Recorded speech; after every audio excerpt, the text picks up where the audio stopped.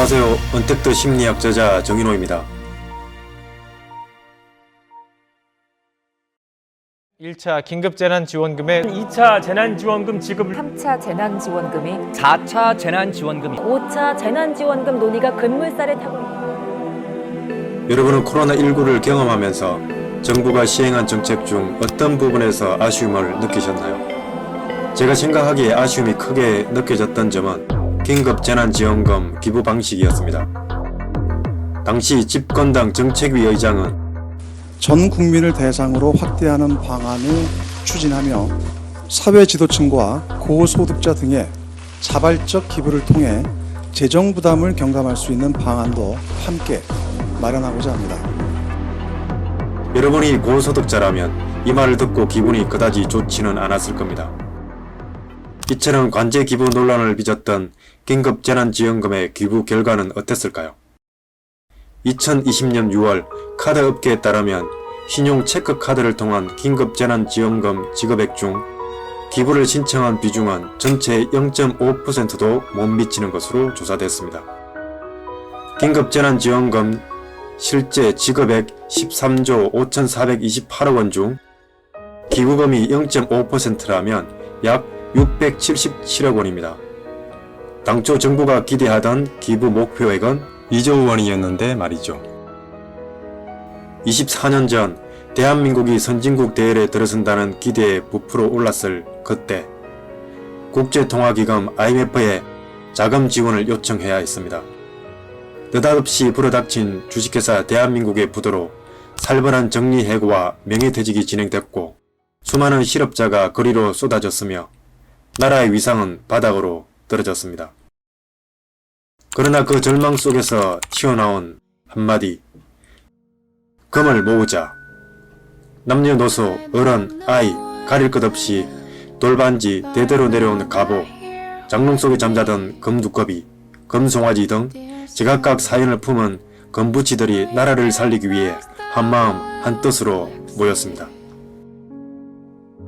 이렇게 두 달 만에 350만 명의 국민이 참여했고 약 227톤의 금이 모아졌습니다. 이 금으로 약 21억 달러의 외화부채를 갚을 수 있었습니다. 어떻게 이런 일이 가능했을까요? 지금보다 공동체 의식이 강해서였을까요? 금모으기 운동의 시초는 새마을 분여회였습니다.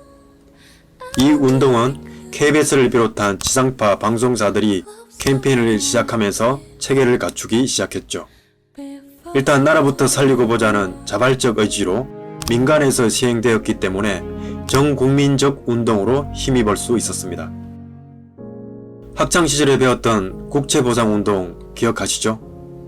1907년부터 1908년 사이에 나라빚을 국민들의 모금으로 갚기 위하여 전개된 이 국채보상운동 역시 국민들이 자발적으로 움직였기 때문에 가능한 결과였던 것이죠. 이탈리아의 피렌체에는 오르산 미켈레 성당이 있습니다.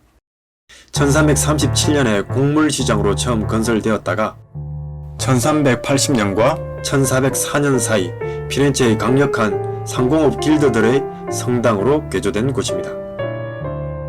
그런데 성당 내부에 안치된 성모자상이 병자를 치유하는 기적을 일으키자 종교의 성지로 급부상하게 됩니다.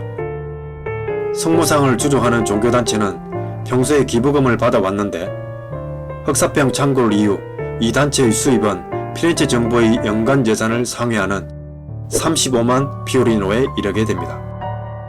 현재의 가치로 따지면 3,500억 원 정도인데 평소 받던 기부금의 30배에 해당되는 금액이었습니다. 더 놀라운 사실은 기부된 금액을 보면 단위가 낮은 10원, 50원 정도에 해당되는 동전이 대부분이었습니다. 코로나19보다 훨씬 열악했던 상황에서도 많은 기부액이 모금된 것은 흑사병으로부터 삶의 구원을 바랐기 때문이겠지만 그 내면에도 결국은 자발적 의지가 강하게 작용하고 있었다는 겁니다. 인간은 누구나 스스로 판단하고 행동하는 것을 선호하죠. 그런데 자발적으로 행동할 적극적 의도가 있었다가도 갑자기 누군가 지시나 명령을 해버리면 그 의도는 부정적 감정으로 바뀌어 버립니다. 공부하려고 마음먹었다가도 공부해! 이 말만 들으면 공부하고픈 마음이 싹 달아나는 경험 다들 해보셨죠? 정부의 긴급재난지원금의 기부가 실패한 이유도 같은 맥락입니다. 기부를 하려고 마음먹고 있는데 정부가 기부를 해라 라고 강요하면 괜스레 싫어집니다. 자율성이 사라져버렸기 때문이죠. 자율성을 침해하는 기부 방침은 적대적 반감을 불러일으키기 쉽습니다.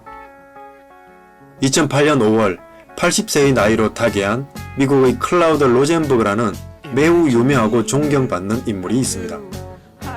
그는 평소에 자신의 재산을 공익을 위해 기부하고 투자해서 모범을 보였을 뿐만 아니라 부자들이 어떻게 돈을 써야 하는지를 교육했던 사람입니다.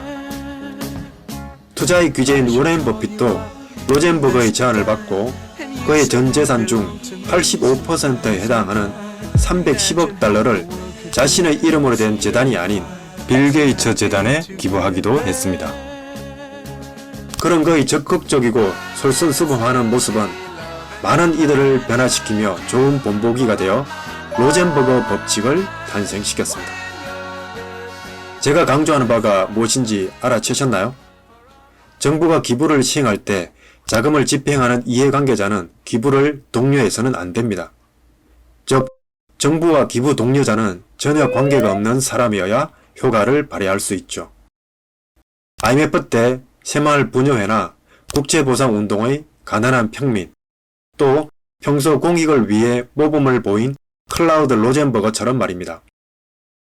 엄밀한 의미로 말하면 기부는 전혀 관계없는 사이에 이루어질 때 이타주의적 기부라고 할 수 있습니다. 그런데 정부가 시행한 긴급재난지원금은 정부가 준 돈을 정부가 기부 독려해서 정부에게 다시 기부하도록 하는 절차였습니다.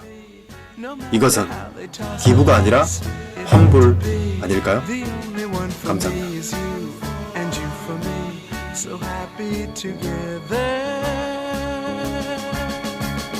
I can't see